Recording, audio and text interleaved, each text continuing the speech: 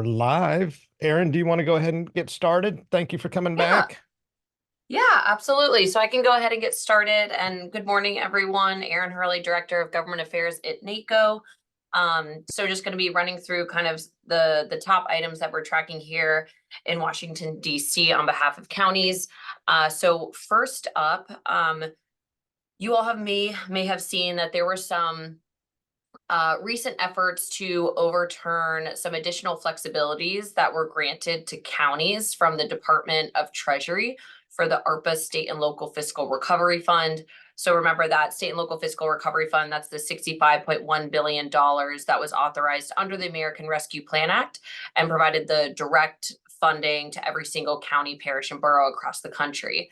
So what's happened over the last couple of months, Treasury released some additional guidance that provided counties additional flexibility when obligating your ARPA dollars ahead of the December 31st, 2024 deadline. So I won't go through all the flexibilities, but just to name a few, under the new guidance, you're able to cover personnel costs, so like payroll and benefits for certain eligible employees under ARPA guidance. This includes like public health, public safety, human services employees, employees you hire to maybe track and report for ARPA dollars.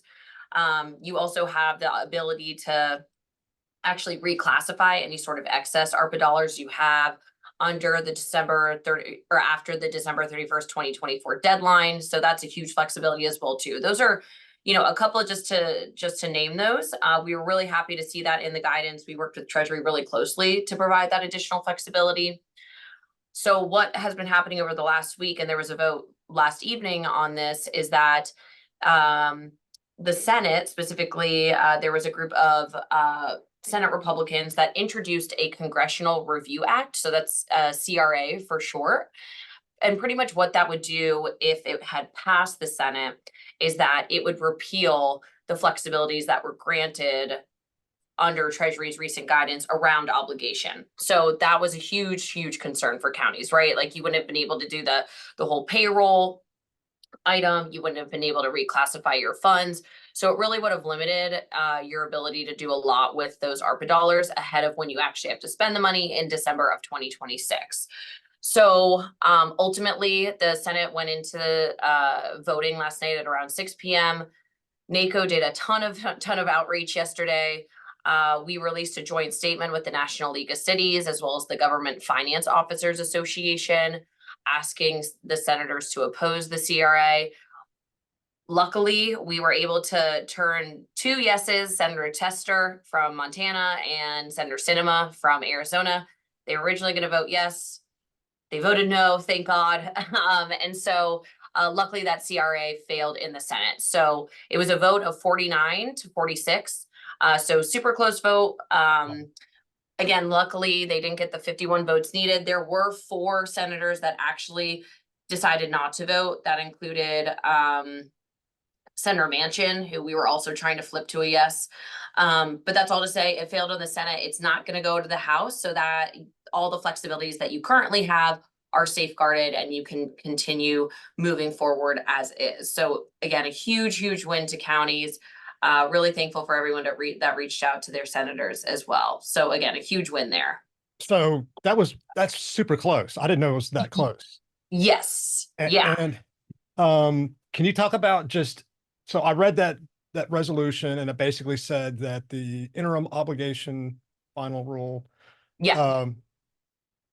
it had no force in effect. So whenever they do these CRAs, are they like that, or is there a real review by Congress of whatever rule gets passed at an executive agency? So no, with the CRA, it's really just like a legislative action. There doesn't necessarily have to be like a review of like the actual, like what was actually published. It really, like, the CRA came out because they said that the administration had overreached when they came out with this guidance around defining what an obligation is. So like when a CRA happens, it only needs 51 votes to pass. It can be forced on the Senate floor for a vote, so long that there's 30 senators backing the CRA. And there's no like sort of like review right? It's really just like repealing what has been Okay. done. This something similar that happened back in the fall is that Congress did another CRA on the Senate side for a lead and copper pipes rule as well too. So that CRA is going to be going into effect in like a month or so. So that's ultimately how like the actual process happens, and we were very, very, very happy to see that it did not pass out of the Senate. Good job. Thank you. Thank you. Yeah. Yes, we were very relieved. I was cheering. I was cheering last night. Yeah. Um, so that's one of the items that I wanted to talk about. So again, a huge win there. The next item that I wanted to talk about was the Affordable Connectivity Program. I know I've spoken about this program a couple of times on these calls, but why I wanted to bring it up is because funding for the Affordable Connectivity Program, or ACP for short, runs out at the end of this month. So the ACP, just as a reminder, that is the program that was authorized under the Bipartisan Infrastructure Law. It was a one-time infusion of funds, right? It provides discounted internet to low-income households. And right now it's currently serving 23 million households. Because it was a one-time authorization, one-time funding, the money, as I mentioned, is about to be depleted by the end of this month.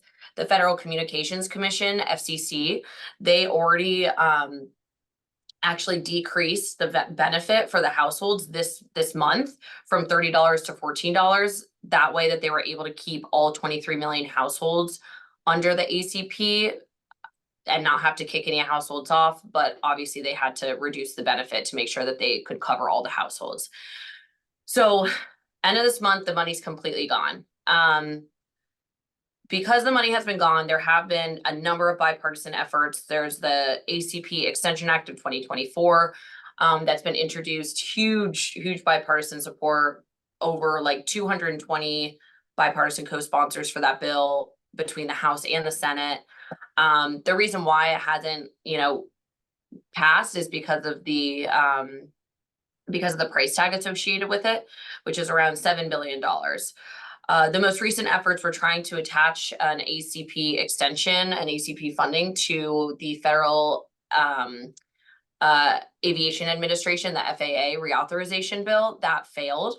But after that, what happened is that Senator Lujan and another bipartisan group of senators introduced a new bill, and it's a compromise bill. It lowers the price tag of how much ACP would be funded, and then also includes programmatic changes to the ACP too. So it wouldn't allow for the $100 like stipend to buy an electronic for the household, so that would be taken away.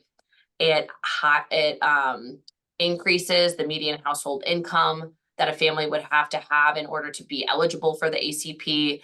And then it also requires the FCC to implement anti-fraud kind of measures to make sure that, people are eligible for the program. And a couple of other items too. So again, because of the programmatic changes and because of the reduced funding, but still a considerable amount of funding, $6 billion, that was seen as a compromise bill. So that group of senators, they have said, we're going to try to do this standalone bill. We have the support that's needed. So ultimately, we're going to see what's going to end up happening there. Can I ask a question? Yeah. Actually, it's a two-part question. When you spoke to us last month, you said that Congressman Clark out of New York was trying to get a discharge petition, which would require, I think, 218 or 220 signatures for that. Yeah, So, 218. Yeah. okay, so and that's the $7 billion one. Where is that? So that is still just kind of like in the air.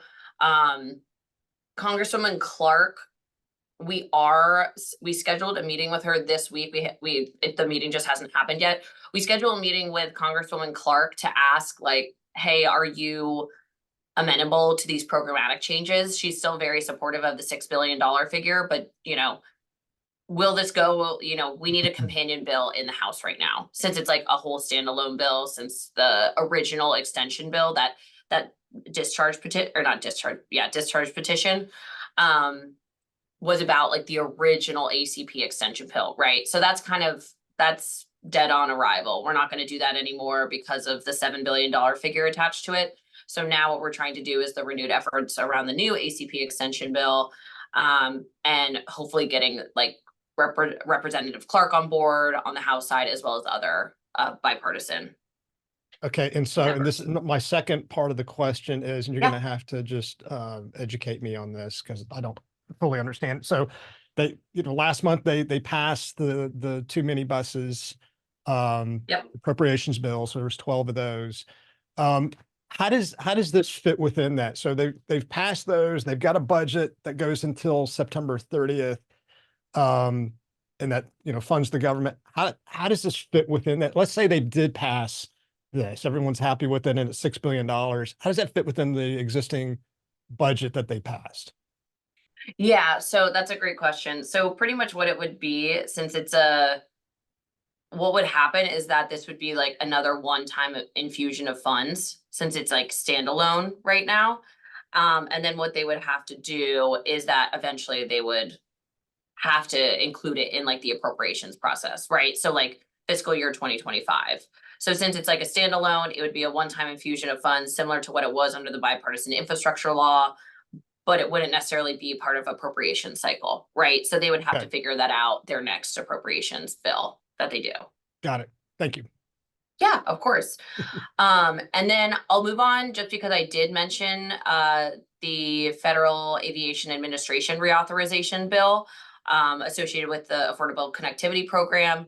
So great news yesterday. The House and Senate, specifically the House, ended up passing their federal aviation bill, so in agreement with the Senate.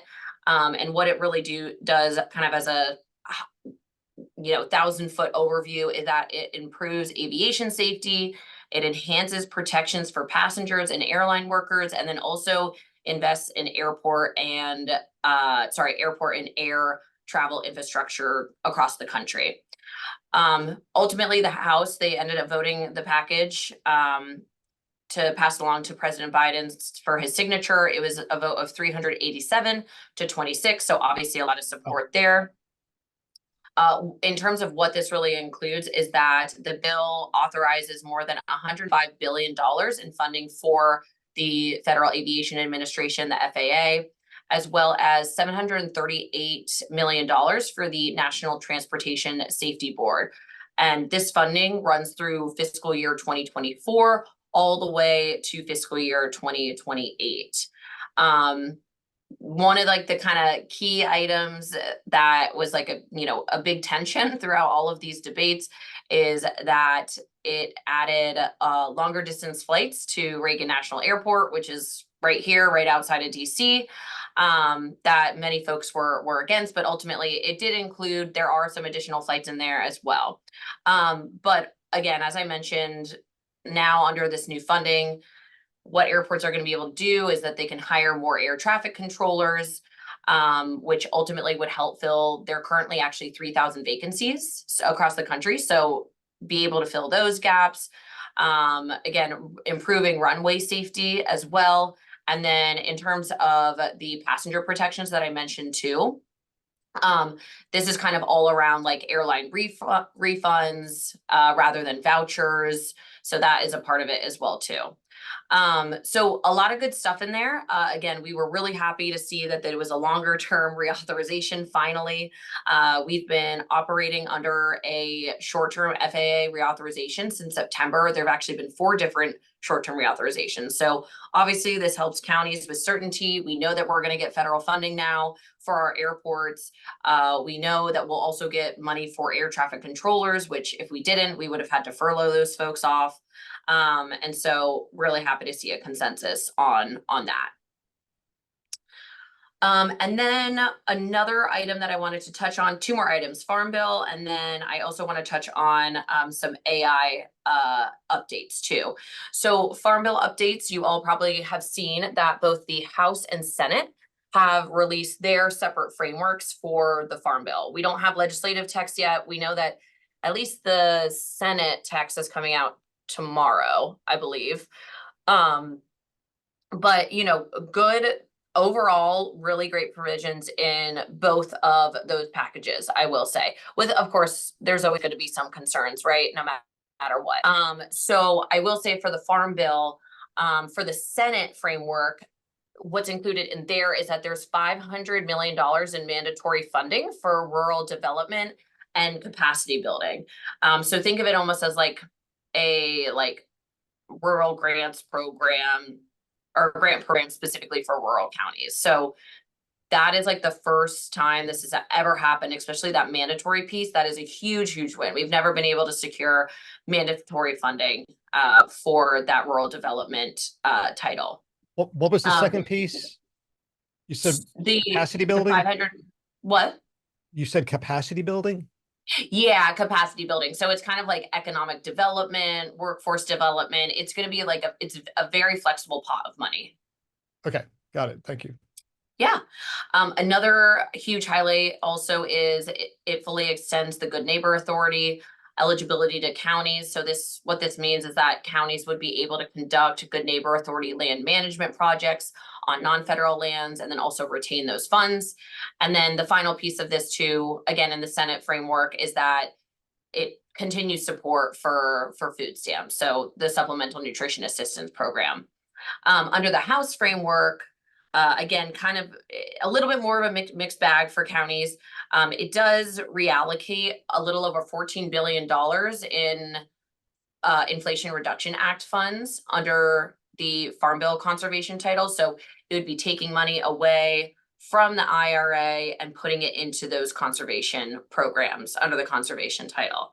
So taking away that money.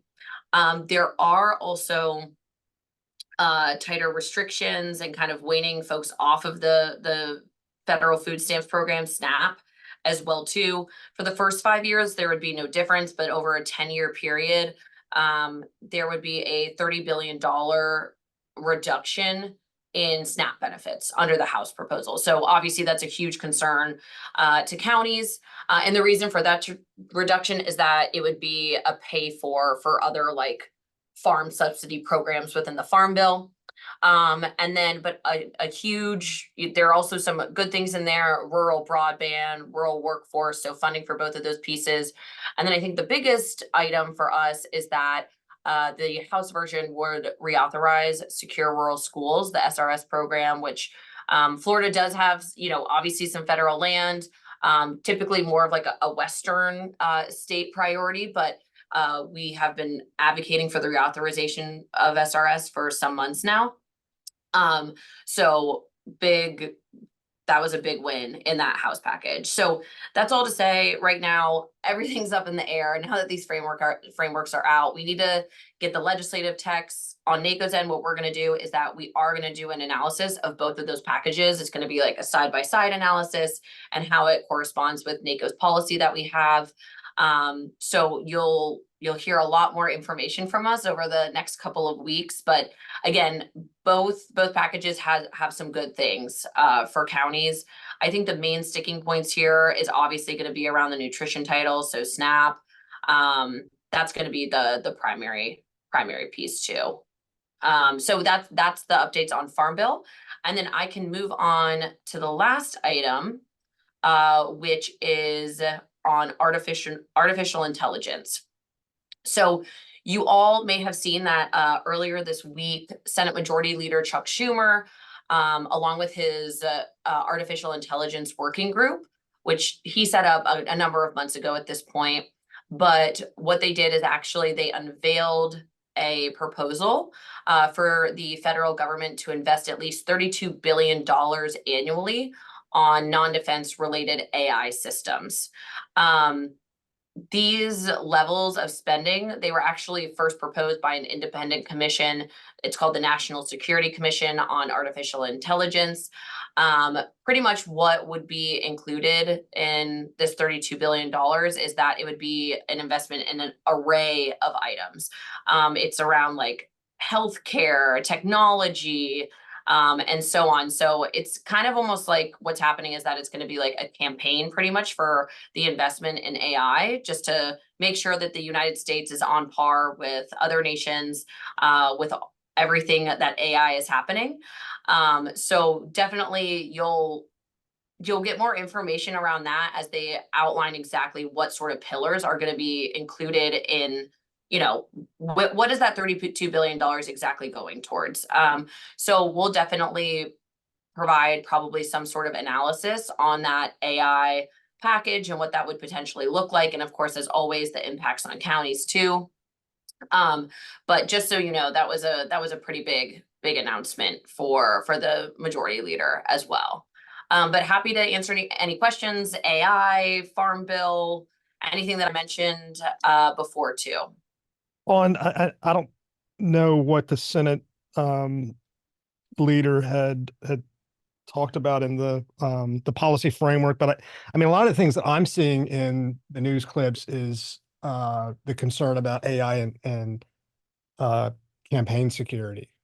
Yeah, And false fake ads, and some of that yeah, stuff is pretty it's kind of scary because yeah. are they, is there a focus on that as well, or do they address it? Yeah. So within the $32 billion, within like the priorities that were included, it definitely has a huge emphasis on tackling like the deep fakes being used in the elections, as well as another huge part of this is like the non-consensual distribution of like specific images as well too. So Yeah. that's kind of being coupled together, just because that has become such a huge issue over the last couple of months.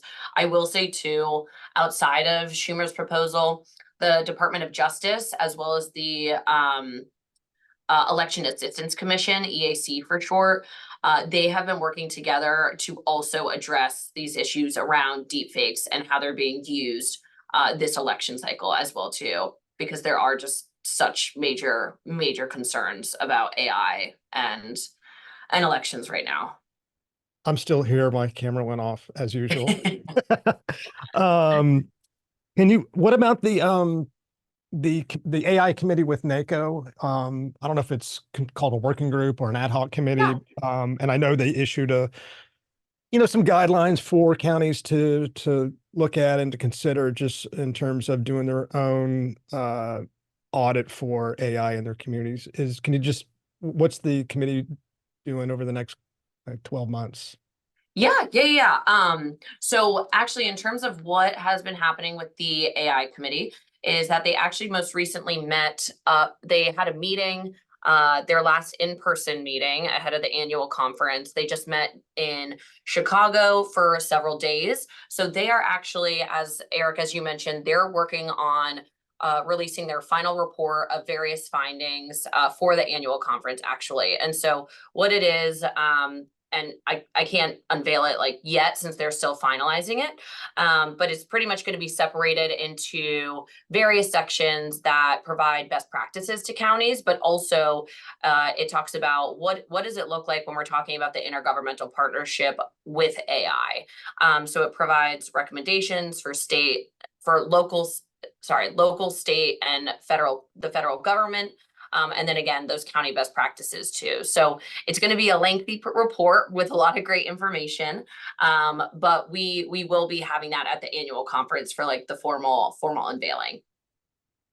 Cool. All right. Thank you.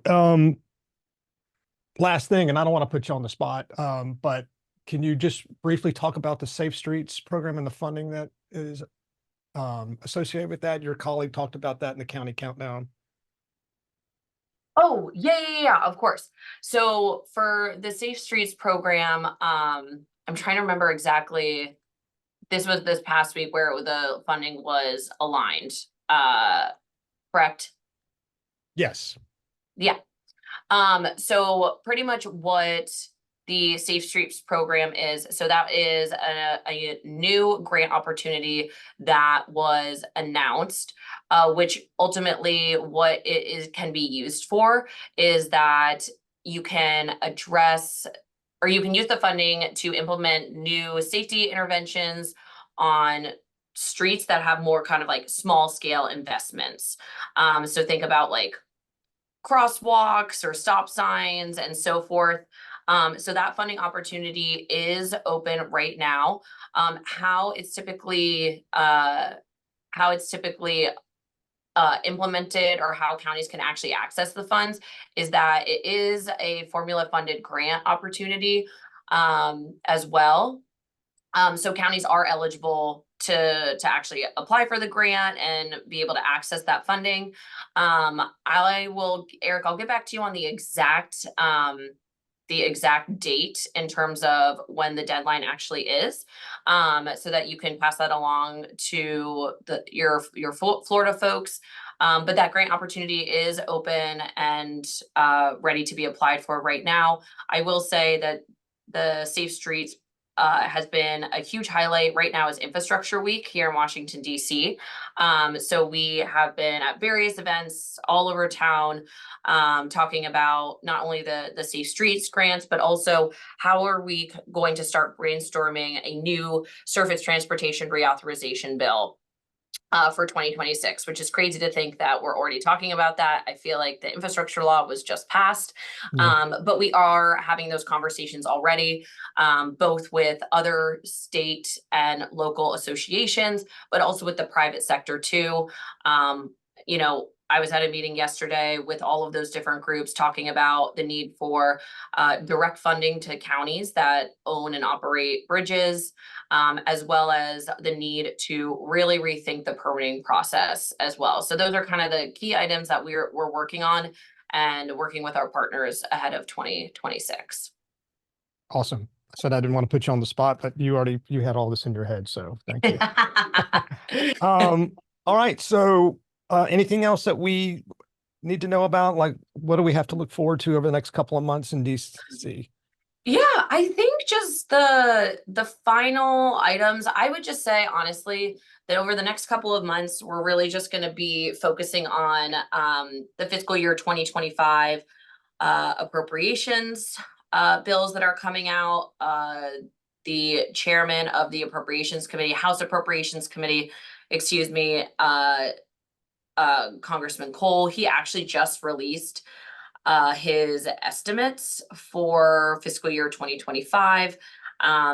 You know, spoiler alert, there are major cuts to non-defense spending, especially like the Labor, Health and Human Services and Education bill, along with a couple of others. So we're definitely going to be focusing on that and advocating for county priorities. So I would say that's the biggest one. The affordable connectivity obviously is another one that I mentioned earlier. So, you know, just keep an eye out for those items. All right. Had you on for 30 minutes. I think that's enough. Take a breather. All right. Well, appreciate you doing this. And we will see you at NACo in the summer. Perfect. Thank you so much. Appreciate it. Thank you. All right. Take care. Bye.